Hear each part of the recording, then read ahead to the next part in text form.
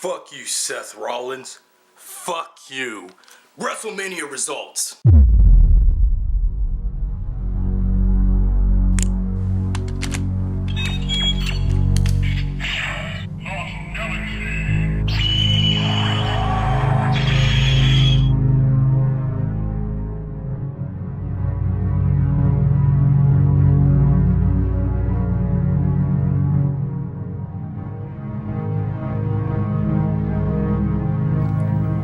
Everyone, Anthony Morris Jr. on PRLG Galaxy 2014 with a brand new Terra Venture podcast, but now regarding WWE, taking a break from usual Power Rangers, Super Sentai, and personal me stuff for today, and I bring you all podcast episode 151 as chronologically out of order due to podcast 150 being something else, presented by myself, devoted fan page on Facebook, PRLG Galaxy 2014's Facebook page, and onwards. If you have not checked any of those pages, as always, like I've always been saying, check them out now. And also, if you also want to see what kind of content I have, if you want to continue following my channel, please use the hashtag PRLostGalaxy2014 as already been posted on PRLostGalaxy2014's Facebook fan page as well. Well, everybody, last night, at the time when I recorded this video, that I had spent my entire 4 hours of watching WrestleMania 31.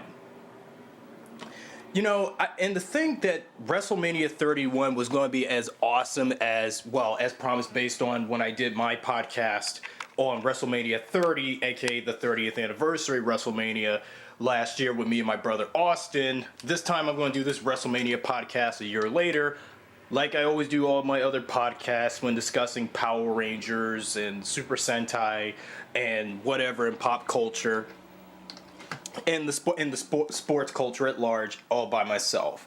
Because, you know, I've spent for the last 3 years. I know for the last 3 years on my channel that since I even opened PRLG Galaxy 2014, that I have been doing most of the stuff, every single bit of things, all by myself. Because despite the fact that I'm a very persistent person, I always have to do things alone since nobody wants to help. Even hell, my brother doesn't even want to do anything with me, just because whenever he says something, I cut him off, and then he tells me that this is why he doesn't do nothing with me. So you know what? Screw you too, Austin. But anyway, I'm just going to talk about what I felt about WrestleMania 31, and I'll give you my overall score. And by the way, this is my first WWE podcast of 2015. Although this has been 4 months, 3 months late into 2015. I should have did one around the time when we got to these storylines that opened up leading to WrestleMania of this year. So I'm going to go ahead and talk about what were the best of WrestleMania and what was the worst of WrestleMania and what would be the somewhat controversial of WrestleMania. So, WrestleMania 31 took place at the Levi Stadium in Santa Clara, California. It was the first WrestleMania event to be held at the San Francisco Bay Area, and the sixth to be held at the state of California overall after WrestleMania 2, WrestleMania, all the way to WrestleMania 21, and the sixth to be held in a open-air venue after WrestleMania XV. I think that's supposed to represent something. I'm not really good at reading Roman numerals, but yeah, I can see what the Roman numerals are for WrestleMania 30 and such, or WrestleMania 3, or WrestleMania 10. 7 matches were contested at the main card of 2 matches on the pre-show. In the main event, Seth Rollins cashed his Money in the Bank contract during the scheduled match between Brock Lesnar and Roman Reigns. You know, Seth, you should have never really interfered last night. Really, you should have never really did. To capture the WWE World Heavyweight Championship belt, which also, by the way, pissed Roman Reigns off and even Brock Lesnar while they were both conscious after Seth Rollins had to go out there and act like a fucking show-off. Also, a second main event, Triple H versus Sting, who made his WWE in-ring debut, and which Triple H became victorious. The show broke the attendance record at Levi Stadium by 6,177 and drew a record gate for any WWE event at $12.6 million. Wow. And the attendance of people that were at last night's WrestleMania was over, according to like Stephanie McMahon and Triple H, 76,976 people at the arena. Wow. Now, I can imagine at a future WrestleMania, they'll have over 100,000 people, but it will be too crowded. You know, I felt that this is, well, as soon as when I saw the scope and how many people attended WrestleMania, I was like, wow, just wow. It's unbelievable. It's like being at a large football game or so with this amount of people in attendance. So the first match that happened, well, although the first three matches leading to me watching Triple H's bit was the first match was a fatal four-way tag team match for the WWE Tag Team Championship, consisting of Tyson Kidd and Cesaro and with Natalya as champions, defeated the New Day, consisting of Kofi Kingston and Big E with Xavier Woods, the Los Matadores, and the Usos with Naomi. So I didn't see that, but I'll rewatch WrestleMania later after this podcast is over. Big Show won by last eliminating Damien Mizdow during the 30-man battle royale for Andre. I don't want to say Android or Andros. I was about to be there close there. And Andre the Giant Memorial Trophy. Daniel Bryan, congratulations, Daniel, defeated Bad News Barrett, who was the champion of the WWE Intercontinental Champion during the latter match, which lasted for 13 minutes. Against also R-Truth, Dean Ambrose, Luke Harper, Dolph Ziggler, and Stardust. And a match that I was hoping that Randy Orton would, undergo to defeat Seth Rollins, in which he did during the singles match, which also lasted 13 minutes and this time 15 seconds. Randy Orton defeated Seth Rollins, but Seth Rollins would come back later during the main event between Brock Lesnar and Roman Reigns. Now, the match that I saw when I turned on my PlayStation 3 and its WWE Network app, the first match I saw of WrestleMania was Triple H versus Sting in a no disqualification match. You know, first time ever since we've ever seen Sting in the WWE. Well, actually, for the first time in a WrestleMania event of all things. I was hoping that Sting would, if Sting wanted to take down Triple H wanted to take down Sting. But unfortunately, Triple H dominated Sting last night. So kudos for Triple H for doing that. I mean, I cannot believe even Hulk Hogan, Shawn Michaels, and and even Kevin Nash and the rest of the guys that were part of the, one half being part of the DX, Degeneration X, and the other one being the New World Order NWO showing up. And two cliques of the old dog has-beens consisting of Triple H's side and those of Sting's side from WCW. This was a WrestleMania moment that did define me, and I actually did appreciate Triple H's match between Sting this time than prior to Triple H versus Daniel Bryan, because I think there was a flaw I need to rethread from last year's WrestleMania when Daniel Bryan was being close to being the mere defeat by Triple H while Stephanie was watching and interfering. And boy, wait until when I talk about Stephanie McMahon when we get to the Rock's bit. And also that controversial moment when what's her face from UFC, her name will come up to me when I look it up later.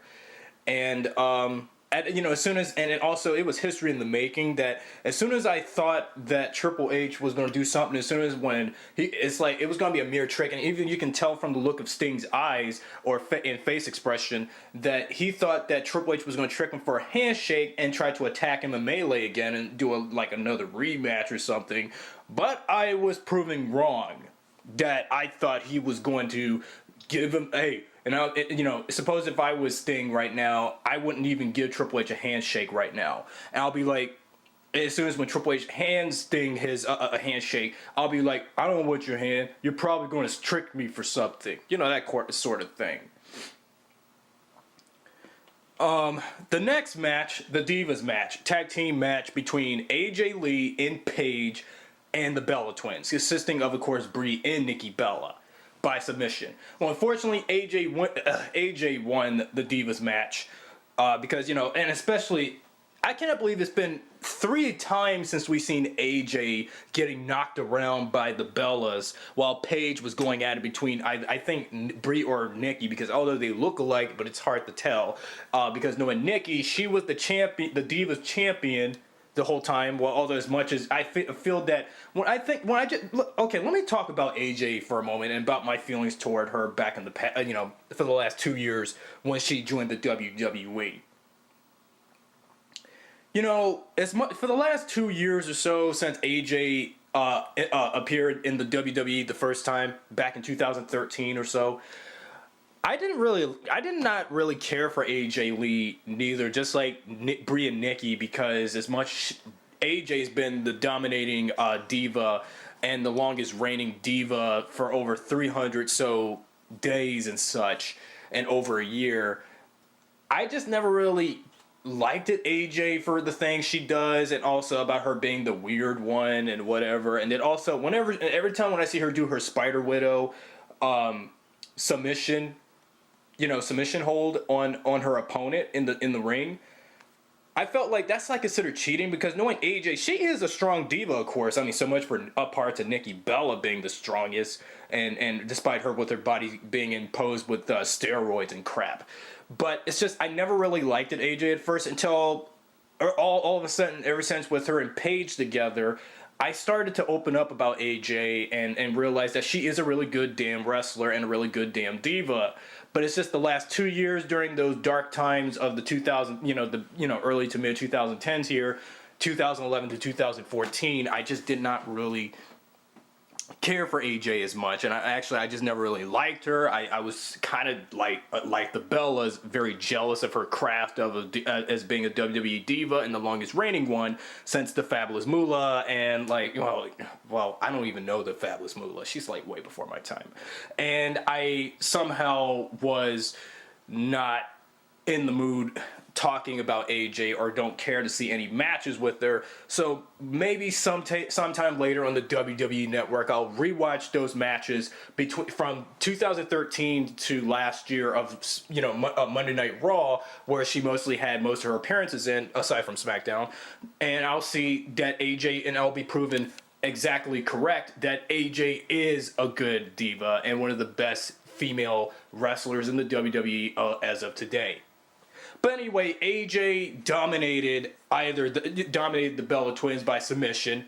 Paige was around her, but Paige or AJ was close to get the Divas championship belt, but the Bella still got it. But wait until tonight's new episode of Monday Night Raw. They'll probably do a rematch on Monday Night Raw as a makeup for what they couldn't get to do at WrestleMania last night to get the Divas champion belt. And also one suggestion.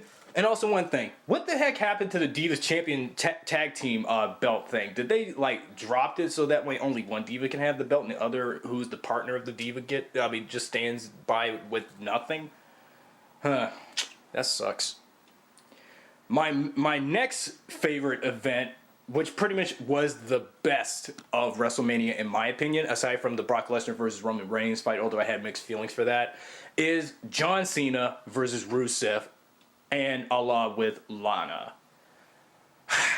Okay, here's my story. Before I do my solo podcast regarding Rusev and Lana later sometime, that Rusev, for the last year and a half now, since he's been with the WWE, being the longest reigning United States champion for over a year of 2014 up to now, and seeing him dominate every superstar that stand opposed Rusev, I really, really, really do not like Rusev and his character. I absolutely, this is why a lot of people in the ring, every time when Rusev comes in, either SmackDown or Raw, but mostly Monday Night Raw, since I've been seeing most of his Raw appearances than his SmackDown appearances for the last year.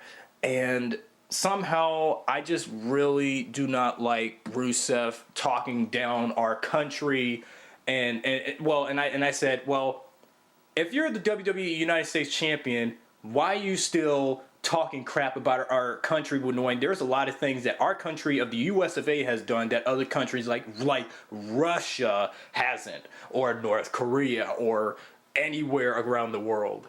So, and to think Russia is better than the United States, you're wrong, Rusev.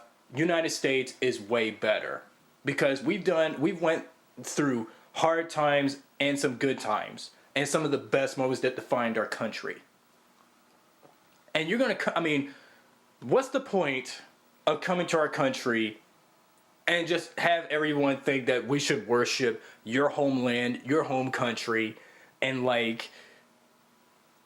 we should bow down to you and your little Tinkerbell broad, which is Lana, who can't never shut the F up for no damn reason. This is the second WWE podcast I had to talk down Lana because as much as she does look good and all, in those skimpy dresses she look and all, but she just never shuts the fuck up.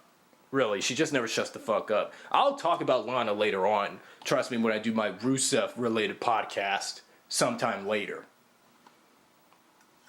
The battle between John Cena and Rusev, well, I was nervous. I was really nervous that if John Cena does not win the United States champion belt, I would be devastated because John Cena tried his hardest for the last few weeks since the storyline between Rusev and him had emerged and start earlier this year. And, this is why John Cena had to do what he did with all his might and power and tried to avoid from getting submitted and fall into Rusev's accolade submission, with Rusev crushing Cena's jaw and everything and crushing his arms and legs and things. I was really nervous. I was like, oh my God. The more counterattacks that Cena did to Rusev, I was going to see if Rusev would go down for the count. And I'm so happy. I was so happy that John Cena became the first WWE superstar that ever opposed Rusev to ever defeat Rusev ever. Every superstar over the past year that opposed Rusev, like Mark Henry and Jack Swagger and whoever, and Heath Slater, I was about to say Heath Ledger, couldn't. Because, Rusev, as much as he's so unstoppable, he could not be beaten. Well, guess what, Rusev? You got your ass whomped by John Cena. And this was John Cena's answer to Rusev, that Rusev needs to shut his mouth about the way how he talks about America, because America is a great country, a country that I am proud of, a country that I was born in, and you're going to talk crap about the US of A. But what got Rusev to fall into his loss for the United States champion match was Lana, for the third time in a row. Well, actually, it spent, I can't believe, the match for over 14 minutes. I would love that this match was for 20 minutes. I could see how extended this fight could go on, though. And Lana was an utter distraction. Just seeing her go out there, just watching Rusev dominating John Cena. John Cena tries his hardest and hardest as he can to defeat Rusev, but Lana keeps popping in, popping out, and just keep interfering and distracting John Cena. Well, guess what? Rusev was the one that got easily distracted by Lana and such, and John Cena took the win. And Rusev, and what was so funny, what was funny was that Rusev accidentally knocked Lana down and to the ground and then also when you see the shot with her on the ground when John Cena gets the champion belt, Rusev comes out the ring all pissy and crap. Lana acts like her leg is broke, and I said, "Lady, your leg ain't broke. Stop faking it." And then Rusev, he was cussing Lana out and calling her you stupid bitch, blah, blah, blah, blah, blah, blah, whatever he said in Russian. And because, well, Lana, you are a stupid bitch. You're nothing but WWE's own Russian Tinkerbell. Moving on. The Undertaker versus Bray Wyatt. Okay. Singles match. Bray Wyatt's obsession with The Undertaker. How many weeks has that been? I lost count because I haven't been watching Monday Night Raw, Friday, or SmackDown, and a couple weeks since the storyline between Bray Wyatt and The Undertaker started. You know, I was happy that The Undertaker, after it's been over a year since last year's WrestleMania, to ever...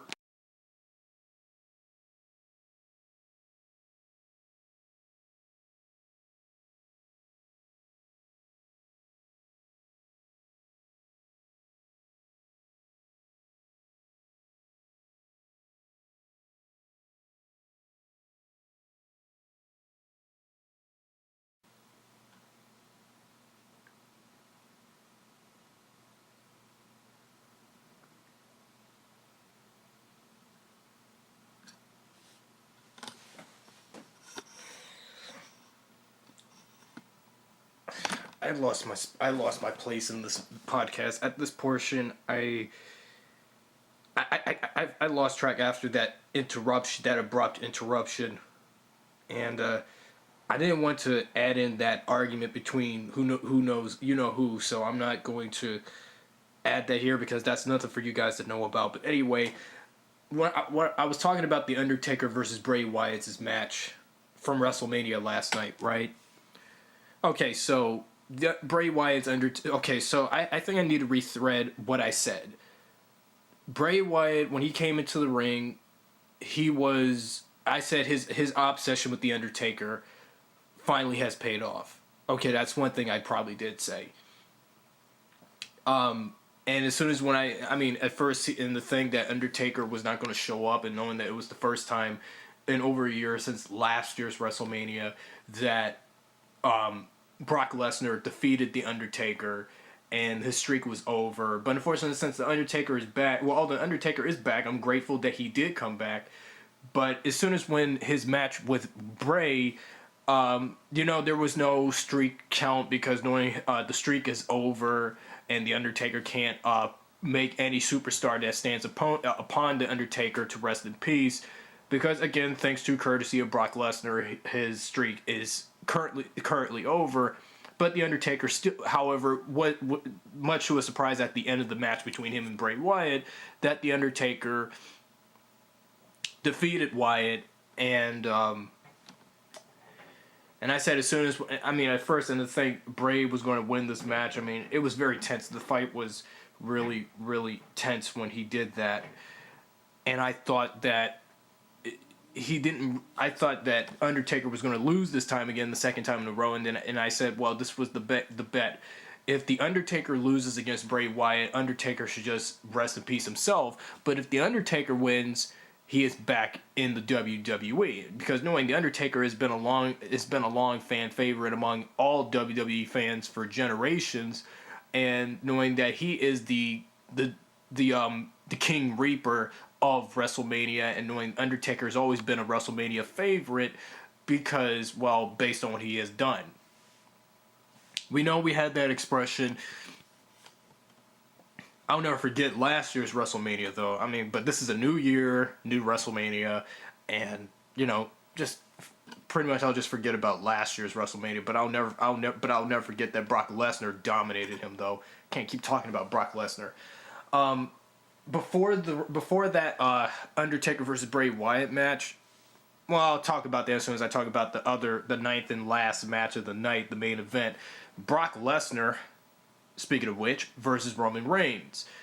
I had high hopes for Roman Reigns to go up against Brock Lesnar to see if he'll beat him as much as I have been watching Monday Night Raw and Friday Night SmackDown for a couple, actually mainly Monday Night Raw, for a couple of nights leading to WrestleMania, and hearing all that venom being spewed out of Paul Heyman's mouth and other people of the WWE saying that Roman Reigns can't beat Brock Lesnar, but saying he can and he will. And even I had high hopes that Roman Reigns will beat Brock Lesnar, but as soon as when we finally got to see Roman Reigns and Brock Lesnar for the first time ever in the ring, I'm sorry. Roman had a somewhat good start, but Brock Lesnar was doing most of the domination on Roman, much like how he did The Undertaker last year at WrestleMania, John Cena at last year's SummerSlam, and even but years prior, like when he did to what he did to The Rock that led Rock to do movies and stuff. Which, yeah, I overheard that. Thanks a lot to Paul Heyman and his runny mouth. And as soon as when I saw Roman brutally attack Brock, he did a semi punch in the face at him, and then when Brock was dragging Roman to the ground out of the ring and such, he tripped over Roman, and Brock Lesnar's face was bleeding when he bumped his head to the barrier apron of the ring. And this would have been Roman's chance, and I was this close to see the moment where Roman Reigns would make WrestleMania history to be the first ever WWE superstar to dominate Brock Lesnar, but unfortunately, Seth Rollins came in and interfered the match, and this match was turned into, instead of a singles match, main event match, World Heavyweight Championship match, ended up being a triple threat match for the World Heavyweight Championship, and it was part of Rollins' Money in the Bank cash-in match. And Seth Rollins easily knocked Roman out of the picture, so that way Seth can get all the glory for the night and be the new World Heavyweight Championship belt champion of the WWE. Because Seth Rollins, to be honest, as much as I hate Seth Rollins, I have to say it because, again, this is my opinion. You're free to have your own opinion. If you like Seth Rollins, that's good for you guys. But personally, as much as I don't like Seth Rollins, well, based on how he has became and being this self-centered ego a-hole of the WWE next to The Miz and some other superstar, I think, whose ego is like that, I just absolutely hate Seth Rollins. I really do. I absolutely do. After Seth defeated Brock Lesnar and Roman Reigns, I said, this should have been Roman's moment, but Seth had to come in and ruin the moment. Just so that way this would be a little bit of some in-mind payback to if Seth would have did this to Randy Orton earlier. But instead, Randy Orton, although I never saw the match, defeated Seth Rollins in the third match of the night. There were some good... Okay, so those were all the matches that happened at WrestleMania. The celebrity spots. I've seen the WWE Hall of Fame Class of 2015 bit, and also regarding one of the only former diva that featured in the Class of 2015 WWE Hall of Fame, Aletra Blaze. I think I got her name wrong. Sorry. Her name, Aladra Blaze, whatever her name is. What did she do in the WWE / whatever WCW that ever got her into the Hall of Fame? What has she done, really? And then also Arnold Schwarzenegger was part of the Hall of Fame. Congratulations, Arnold. Also Kevin Nash, and also if you look at that segment when they do the Class of 2015 WWE Hall of Fame segment, featuring who's in the Hall of Fame, and also the Warrior Award for that kid who died from cancer at the age of 8, and also Randy the Macho Man Savage, who also, despite his posthumous death very 3 years late, to be part of the Hall of Fame. Why doesn't this also give you a bizarre look on Kevin Nash's face? That Kevin Nash looks a little bit like when the Ultimate Warrior, the last we seen him until last year when he passed away. Because you see, when I look at Kevin Nash now, he looks like the Ultimate Warrior. I mean, well, from his last and final standing appearance until his death last year in April. Just thinking about it, yeah, that just kind of reminds me, like, I think Kevin Nash is like the Ultimate Warrior reincarnated with his look. I mean, based on the short hair and that white mustache beard on him, he looks like the Ultimate Warrior. It seems like I was as soon as I saw Kevin Nash, the way how he looked in the Hall of Fame, compared to the Ultimate Warrior after he was inducted into the Hall of Fame and before his death, that gave me some goosebumps, some real goosebumps. The Hall of Fame ceremony was good, although I didn't see the whole show on WWE Network because I was busy watching something else on there. the two concerts. We had two artists playing the songs that are the two main theme songs for WrestleMania 31. First being Rise by David Guetta and featuring Skylar Grey. And the second one being Money in the Power by Kid Ink. After hearing the song Rise, that I kept hearing in promos for WrestleMania 31, I kept thinking, was the song written and done by Rihanna? Until I realized it was Skylar Grey, because Skylar sung her heart out as far as she could to do that song, and I was like, whoa. I didn't even think she was the one who sung the song. Because you see, it seems like whenever I hear a pop song by a female artist of nowadays, it makes me think that Rihanna is doing more music than any other female artist ever. But I was wrong. It was Skylar Grey. So I was utterly confused to think that was her. But no. Then the midsection. And then the midsection segment with Triple H and Stephanie McMahon. And this is pretty much one of the most controversial. I think this is the most controversial moment ever. And Triple H and Stephanie, yeah, I really did. I wanted to tune out of their ramblings and them talking about dominating the WWE. No wonder you have half of the audience booing against the whole authority thing. And personally, I hate the whole authority thing that they're doing. I know it's part of the storyline they've been doing for 2 years about the whole what's best for business and that stuff. I mean, I get the whole what's best for business thing, but what they're actually doing, in my opinion, is what's worst for business. Putting every single person who attends a WWE event every week and every month down, and also putting down every single superstar that stands opposing the authority. Excuse me for stammering and stuttering that and hesitating. Luckily, The Rock showed up, and as soon as when Stephanie and Triple H kissed, The Rock's music, the Rock's theme song plays, and Rock shows up. And then also, as soon as when The Rock does come into the ring, much to The Rock's surprise, he was pretty astonished that he has never seen a large crowd ever in his whole life. I mean, out of all WrestleManias he had attended and such, this was the largest experience that The Rock has ever seen. Although he's not wrestling, but just seeing him out there was a very immersive experience for him. But as soon as when The Rock and then as soon as when he does come to the ring when his theme song cuts off, and Stephanie and Triple H look at him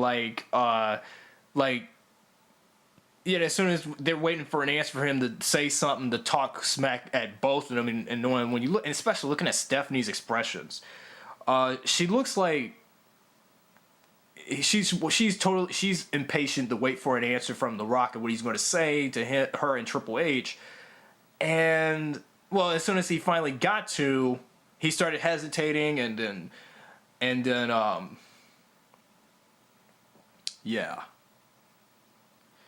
But however, the problem was the crowd wouldn't let The Rock talk for nearly almost 5 minutes as they keep chanting, Rocky, Rocky, Rocky. Yeah, I've seen it too.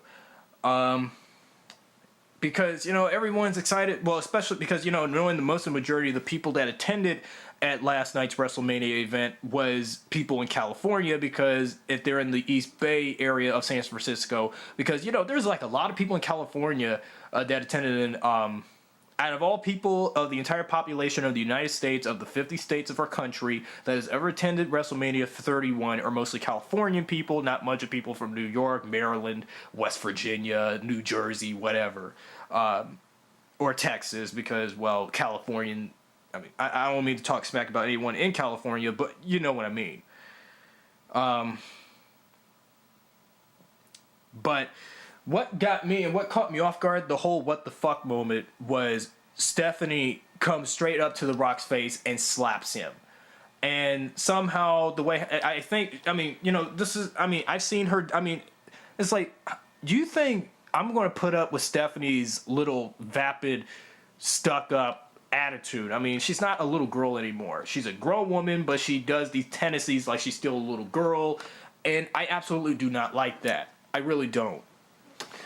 And yeah, and then she told him to get out of her ring, and knowing that Rock isn't going anywhere. Luckily, he was about to leave until suddenly a much sudden surprise from someone of UFC female alum that the UFC female MMA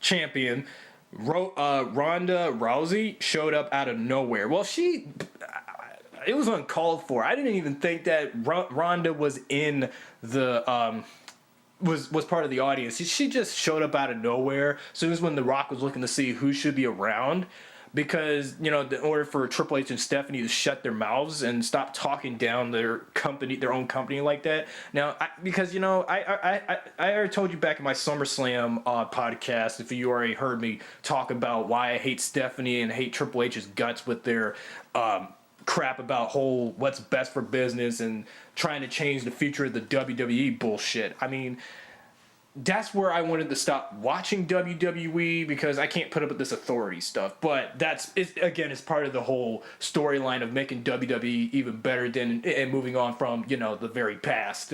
What made WWE from the Attitude Era to the PG era to this authority era. And that's just... Ugh. So, I'm reading from an article because I can't barely say it in my own words. But the biggest surprise was that at the end of the third hour, when UFC champion Ronda Rousey showed up out of nowhere, joining The Rock in the center of the ring to beat the heck out of Triple H and Stephanie McMahon, between John Cena's triumph over Rusev and the match between Bray Wyatt and Undertaker, the Authority, Triple H and Stephanie only came to the ring to tell everyone just how great they are. But until Triple H starts talking every single fan that attends the ring every night down, and he owns each and every single one of us that attends a WWE event with them around, mostly Monday Night Raw, and that they was nothing they could do about it. The Rock's song, and about his music playing and such.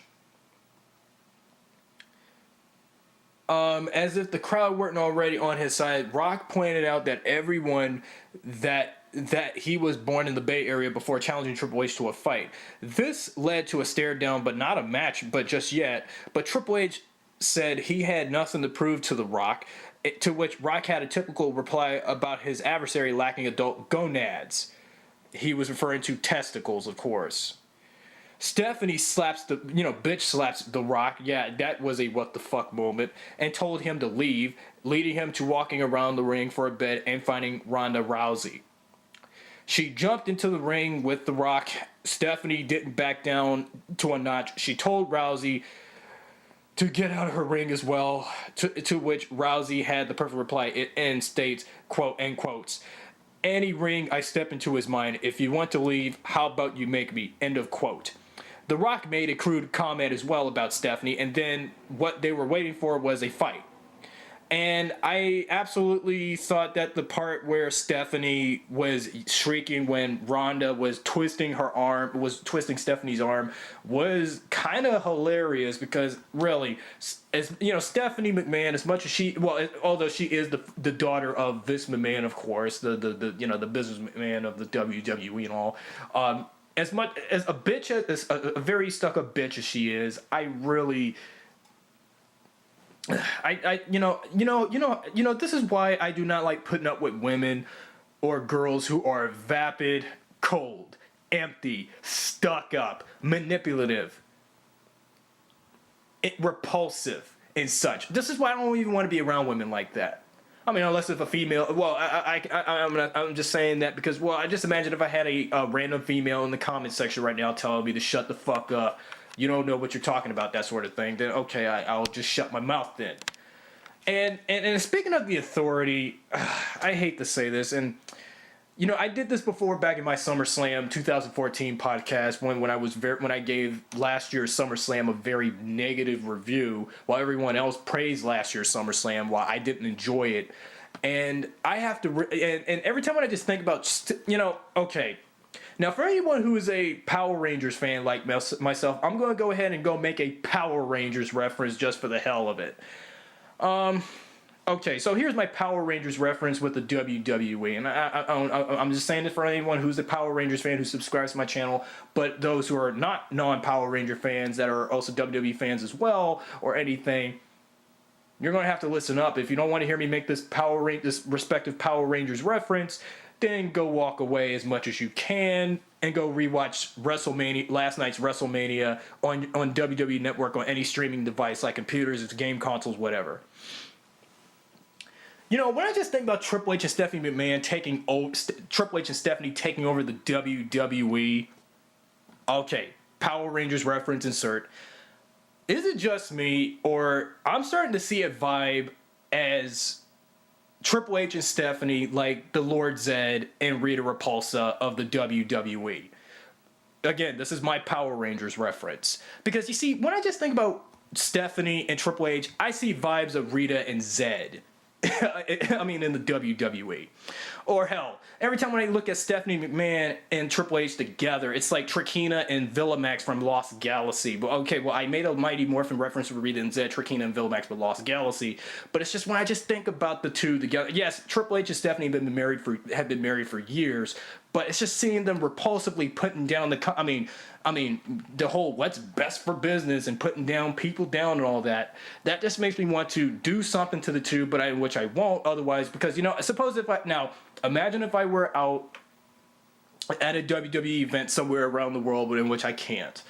If Monday Night Raw took place in my hometown in Maryland, if there was an arena somewhere in Maryland, and or somewhere at the Verizon Center, if I was there, and Triple H and Stephanie was in the ring talking down the audience again, I would come up there out of the crowd, but knowing security is guarding every single audience member that attends there, and you know, I would just jump out of there and just do what I have to do in order to shut Stephanie's mouth and Triple H's mouth before Triple H would go ahead and take his, you know, handy dandy weapon, which is his iconic sledgehammer, you know, weapon, and just, you know, beat the living crap out of me. No, however, I don't want to wish that, but that, I mean, as much as Triple H had already whipped the Sting with the sledgehammer once or twice back in his match with Sting earlier.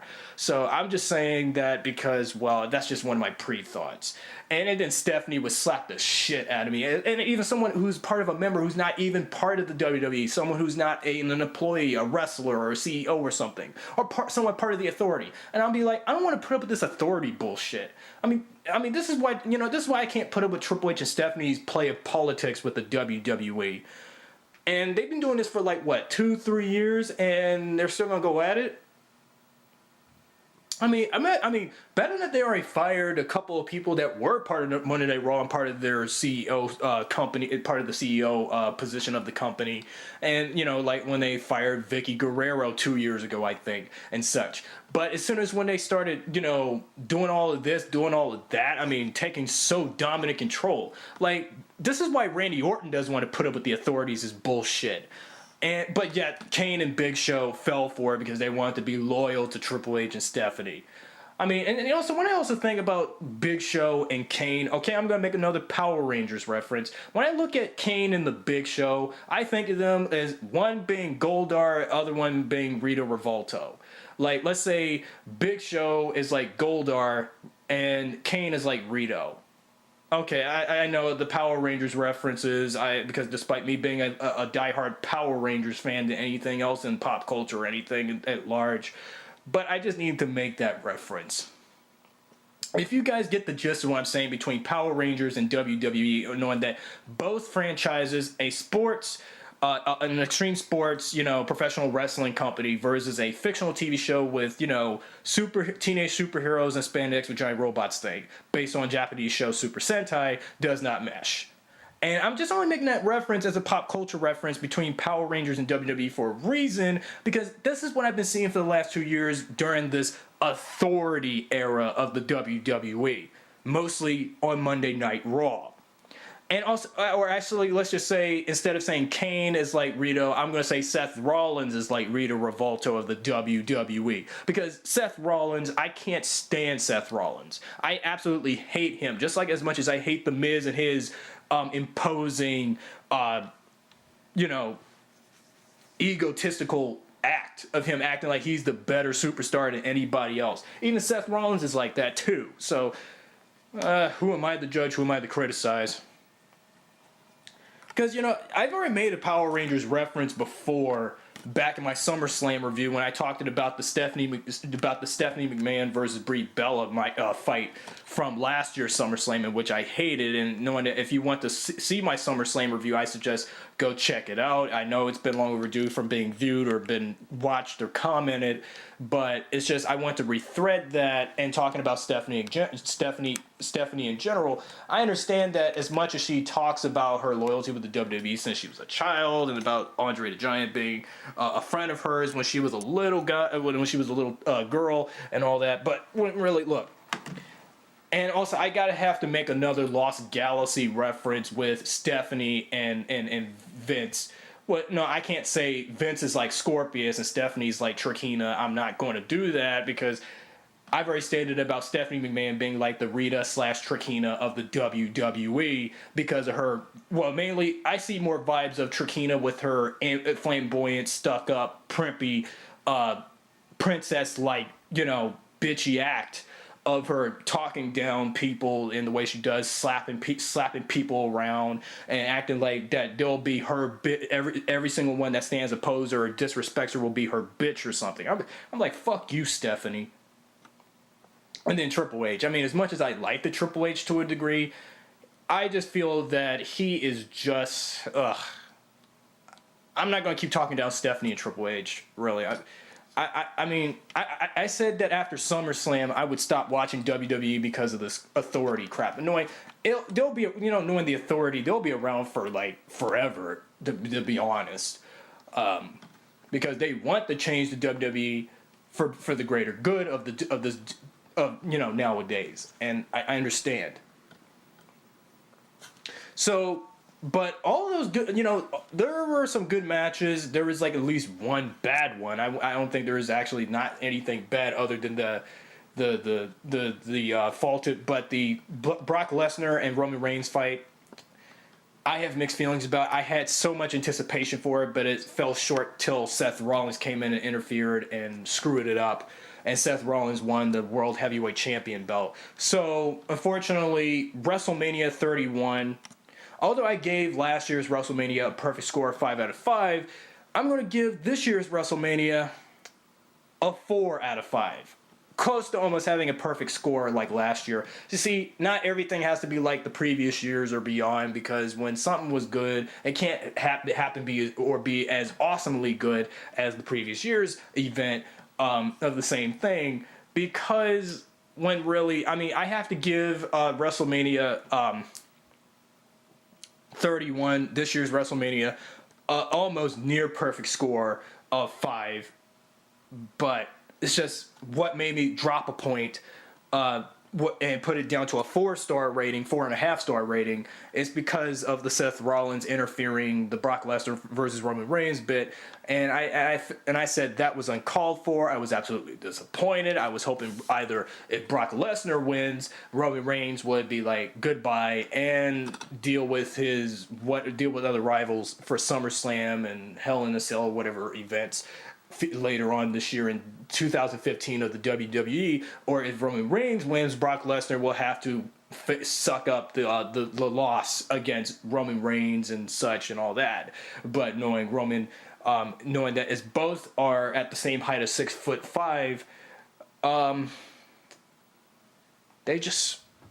they were added to each other. They were close though, but anyway, what do you guys think of WrestleMania 31 from last night? Did you guys thought this year's WrestleMania was awesome? Did you guys thought it was good on your behalf? Did you guys thought it was bad? Did you had any moments that you did not like? Let me know what you guys think. Share your thoughts on WrestleMania. What was your favorite moment, your least favorite moment, and what WTF moment about it? And I'm all for now.